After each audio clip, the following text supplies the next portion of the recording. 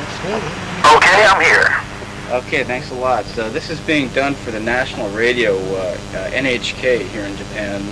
It'll be sort of a radio report featuring, clips of your voice, of you speaking, and then me doing the actual report. Okay, and translating, I hope. Yeah, exactly. I'll be giving the report in Japanese, but we'll be playing little... Because I don't speak much Japanese at all. Okay, don't have to worry about that. Okay. Did you ever expect to be coming out here? Well, it was always a dream of mine to come to Japan. I always wanted to see all of Asia, but Japan especially. And when I first started making records, I thought, great, we'll just tour the world, but it didn't happen. And now 10 years later, we're finally getting our first chance, and the band is very excited about it, and I am too. How did it come about? Who contacted you, first of all? Well, one of the promoters over there, whose name I honestly don't know, called my office, and he had seen us, I think, in Europe, but it might have been in New York, and he loved the show, and he said, this would be perfect in Japan, people would love this, and I said, sure, let's go, and so we're going. You said you've been playing in Europe. What's been the scope of your touring thus far? Well, we played everywhere in Europe except Spain and Italy, and we may play Italy later this year. But we played all through France and Germany and the Netherlands and Norway, Sweden, Finland, England, any ones I've left out. But we played all over for 10 years in Europe. We're very well liked there. I know they have a certain taste for American roots music. Do you think that pretty much defines your sound? Yeah, I think so. We're very deeply grounded in American rhythm and blues, all the way from jump rhythm and blues like Big Joe Turner and I can't think, Louis Jordan, all the way up through Motown and Stax, Otis Redding, Aretha Franklin. That's the kind of music I grew up listening to, and the music I love the best. So that's the basis for what the sound we make. But we mix in a lot of rock and roll too. I also like Cream and the Yardbirds and Sex Pistols, so we put a little edge to the thing too. Do you think that your taste in music have anything to do with where you grew up? I guess so, yeah. I grew up pretty much in a blue-collar workers' neighborhood, and that's the kind of music that they play in those kind of neighborhoods. Music that gets you up and dancing, and that has a strong emotional message about, whether heartbreak or falling in love.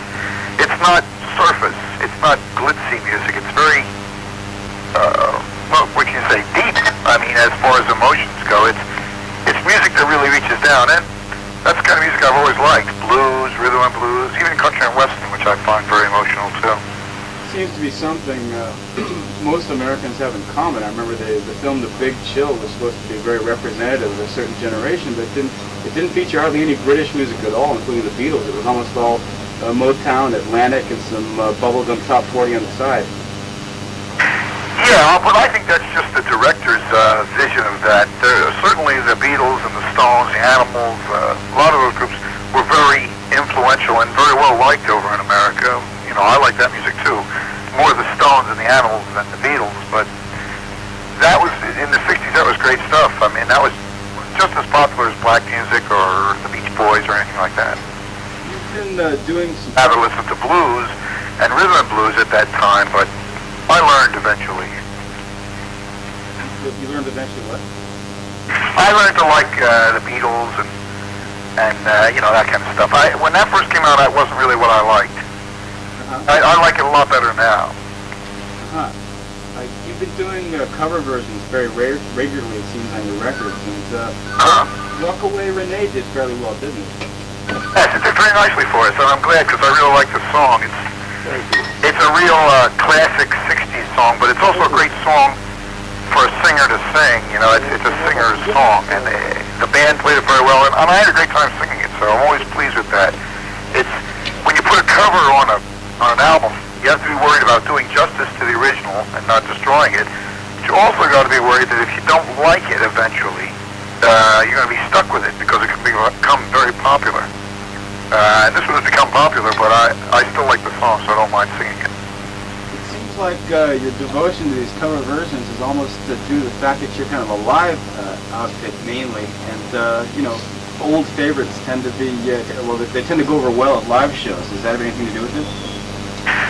Well, yeah, I never think of that when I make a record. You know, I try to make a record that contains songs I like at that time, and I try to do them the way I want to do them on the album.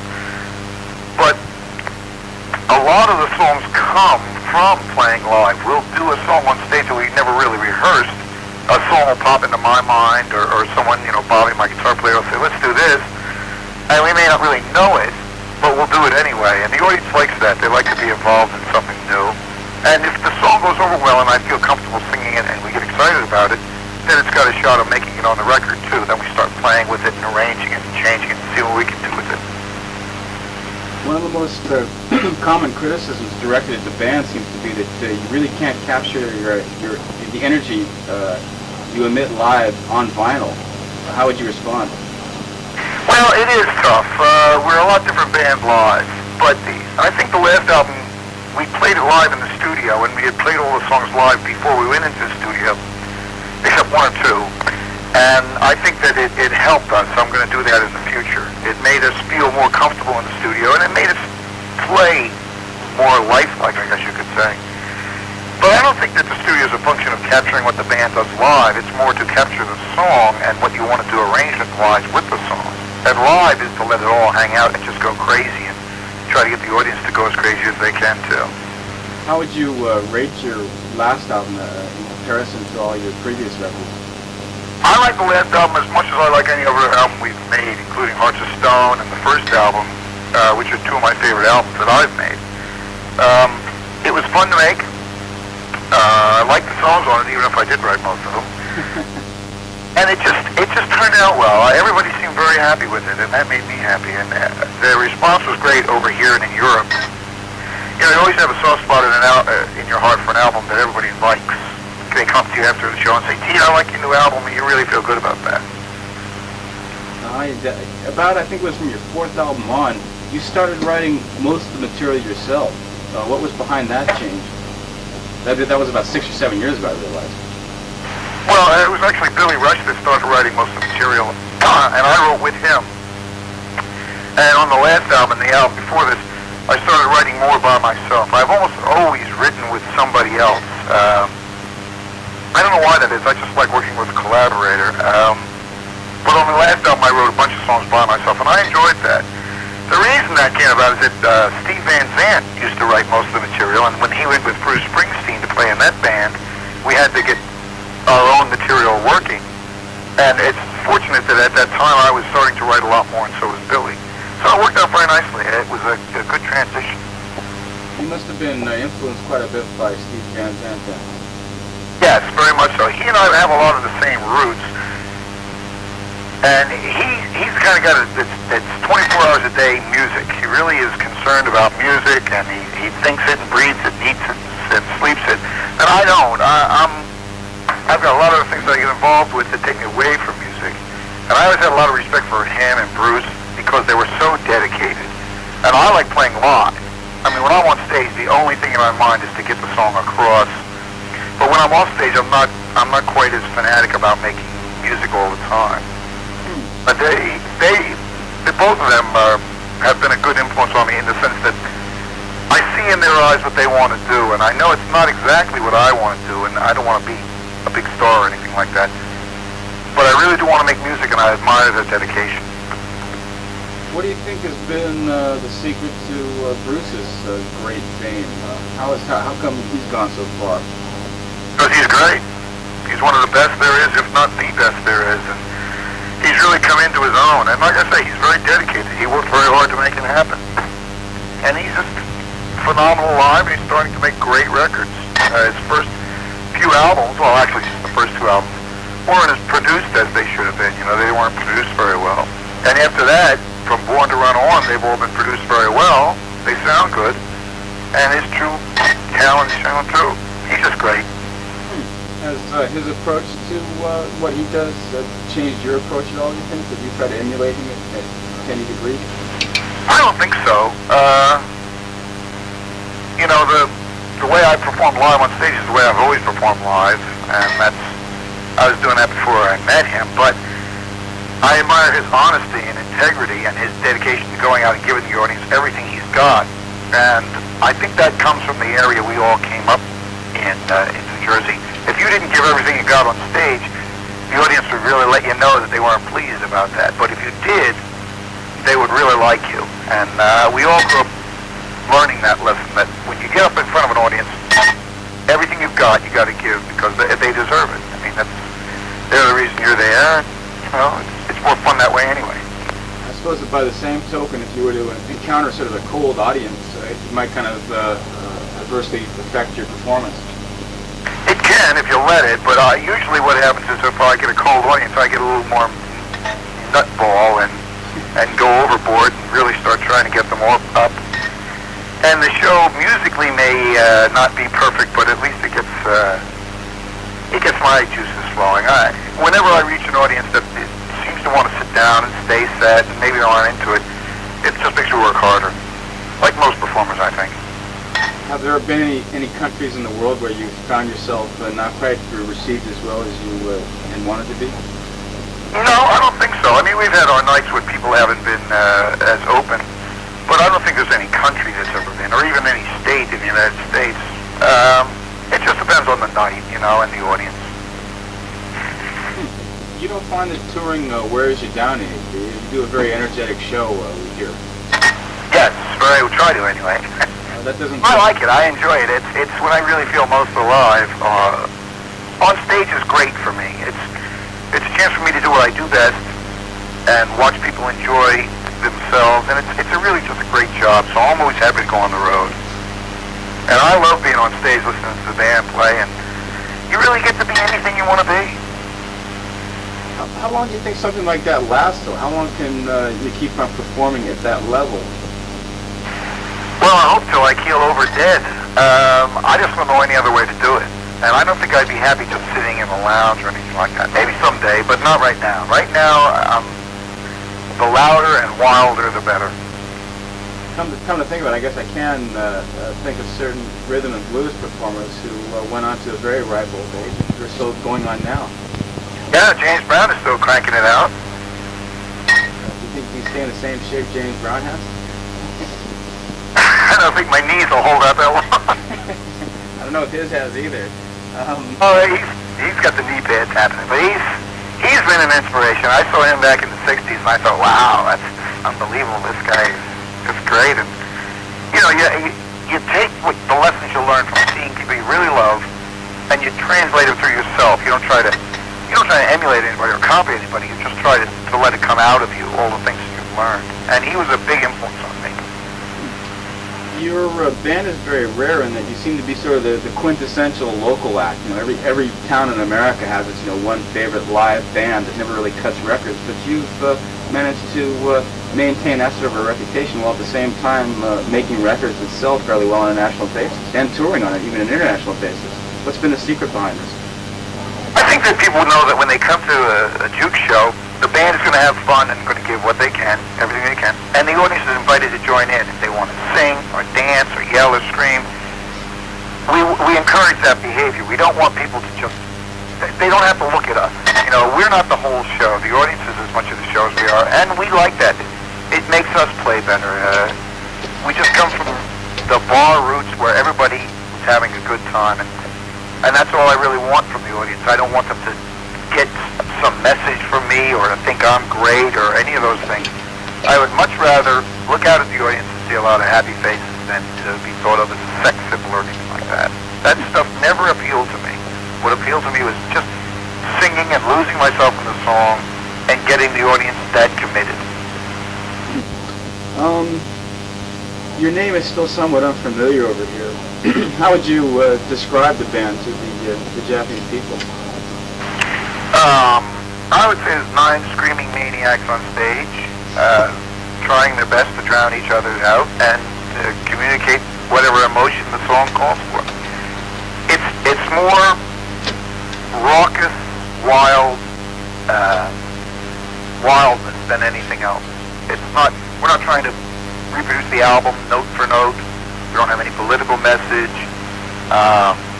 We're not trying to be something we're not. We're just trying to play. That's all we really care about. We come to play. That's it. I hear you have a massive repertoire, but are there any certain favorites you just continue to constantly perform live?